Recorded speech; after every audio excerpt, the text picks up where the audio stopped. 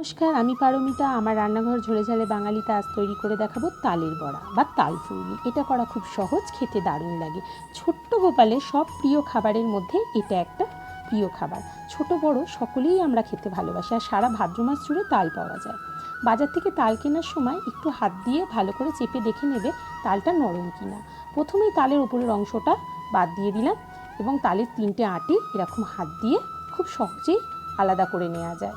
বাজার থেকে তালটা কেনার সময় লক্ষ্য রাখতে হবে তালটা যেন পাকা হয়। তাহলে পাকা তাল হলেই কিন্তু খুব সহজে তালের খোসাটাও ছাড়ানো যায় এবং পাকা তালটা খুব মিষ্টি হয়।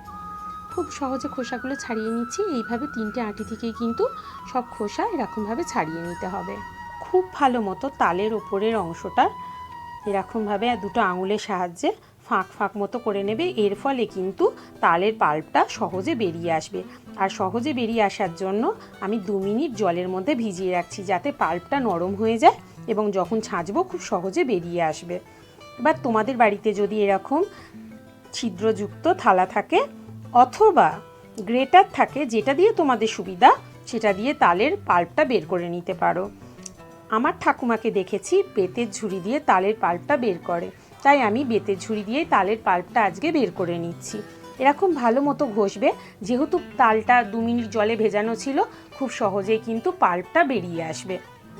এবং যতক্ষণ না তালে আঁটিটা সাদা হয়ে যাবে, পুরোপুরি পাল্পটা বেরিয়ে যাবে, ততক্ষণ এরকমভাবে ঘষে নিতে হবে।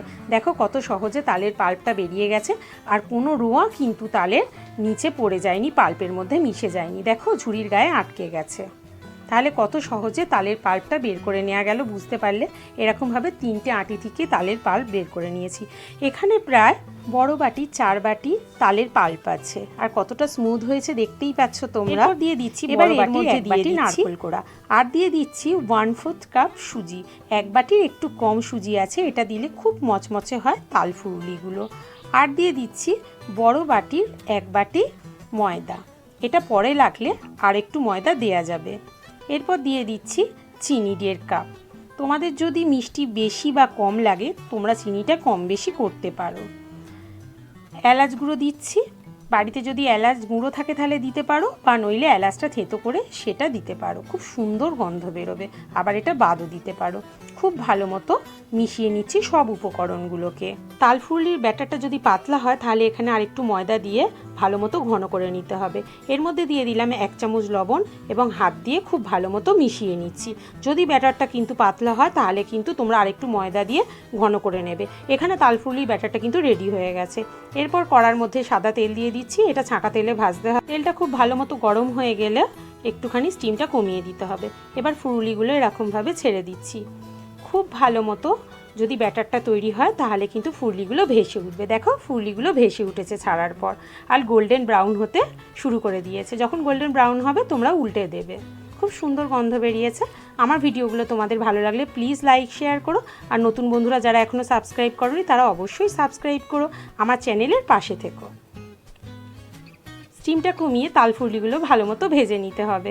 কত সুন্দর ভেসে উঠেছে দেখতেই পাচ্ছ। এবার গোল্ডেন ব্রাউন হয়ে গেছে, এবার তুলে নিচ্ছি। তাহলে বুঝতে পারলে কত সহজে তৈরি হয়ে গেল এই তাল ফুরুলি। এবার বাচ্চাদের দাও আর গোপাল ঠাকুরকে ভোগ দাও।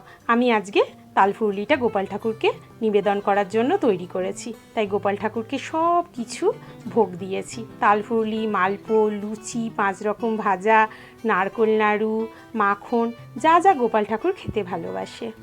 ভালো থেকো, সুস্থ থেকো। নমস্কার। ভিডিওটা দেখার জন্য থ্যাংক ইউ।